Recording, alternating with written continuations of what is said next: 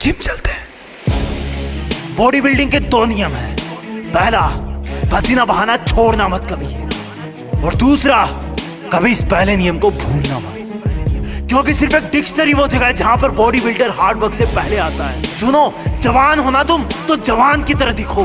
Daily का 1 घंटा पसीना बहाना तुम्हें भीड़ से अलग बना सकता है, और 1 घंटा पूरे दिन का सिर्फ 4% टाइम होता है। रिजल्ट एक रात में नहीं आता, कई वर्कआउट सेशन लगते हैं।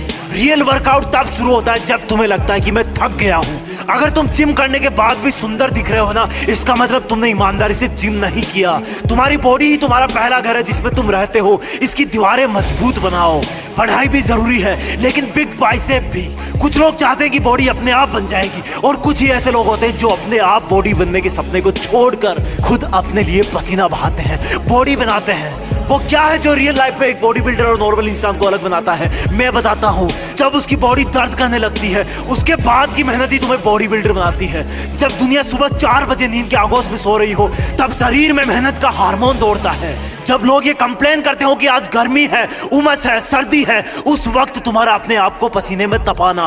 बॉडी बिल्डर एक चीज अच्छी तरह जानता है कि दर्द कुछ मिनट या कुछ घंटे का ही है, लेकिन उसको प्राउड हमेशा रहेगा, क्योंकि वो भीड़ से अलग दिखेगा। उसका कॉन्फिडेंस लेवल हाई होगा।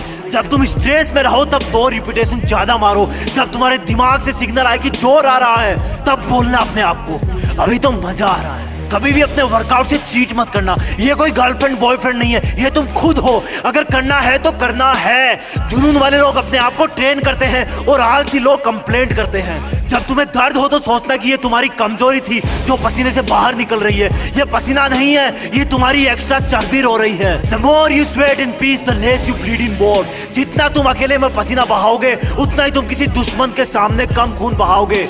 कमांडो को सिखाया जाता है ये।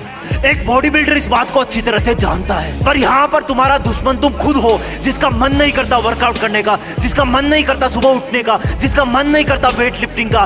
बीच में 2 घूंट पी लेना, लेकिन अगर रुक गए, जिम करना छोड़ दिया, तो ये तुम्हारी सबसे बड़ी हार होगी। अपने आप से हार जाओगे तुम, दुनिया तो जीत ही जाएगी। फिटनेस का मतलब ये नहीं कि मुझे दूसरों से अच्छा दिखना है। फिटनेस का मतलब ये है कि मुझे अपने आप को कल से बेहतर दिखाना है। जैसा मैं कल था, जितनी पावर मेरे शरीर में कल थी, उससे ज्यादा आज होनी चाहिए। तुम्हारा हार्ड वर्क ही तुम्हें 6 पैक दिला सकता है। आज घर पर बता देना कि मम्मी जिम जा रहा हूँ, लेट आऊंगा। रास्ते में जाते जाते सोचना कि मैं ऐसा क्यों कर रहा हूँ, किसने मुझको धोखा दिया है, मेरा किसने अपमान किया है, मुझे किसने सबसे ज्यादा रुलाया है। और अपनी हर एक्सरसाइज को फिर अलग अलग नाम देना। जब भी पुशअप लगाओ तब वो दिन याद करना जब तुम्हारे दोस्तों ने तुमको मरियल कहा था। जब भी एप्स लगाओ अपने प्यार वाले धोखे को याद करना। जब भी रनिंग करो वो दिन याद रखना जब तुम्हें दवा लेने जाना था और तुम्हारी बस छूट गई थी।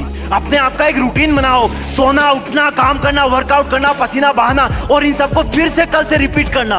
दर्द कुछ देर होता है, लेकिन प्राउड हमेशा रहता है कि मैं दूसरों से बेहतर हूं, मैं दूसरों से ज्यादा फिट हूं। और तब तुम्हें वो सब करने का कॉन्फिडेंस मिलेगा जो तुम पहले नहीं कर पाते थे। ये कोई फर्जी चीज नहीं है, ये कोई मजाक नहीं है, तुम्हारी ट्रेनिंग है। एक चीता की तरह ट्रेन होना है तुम्हें। जवान होना तुम तो जवान की तरह करो। अगर 7 बार गिर गए तो 8वीं बार उठ जाओ। लाइफ में उस चीज को करने में सबसे ज्यादा मजा आता है जब लोग बोलते हैं कि तुझसे नहीं होगा, तू नहीं दौड़ पाएगा, तू बॉडी नहीं बना पाएगा।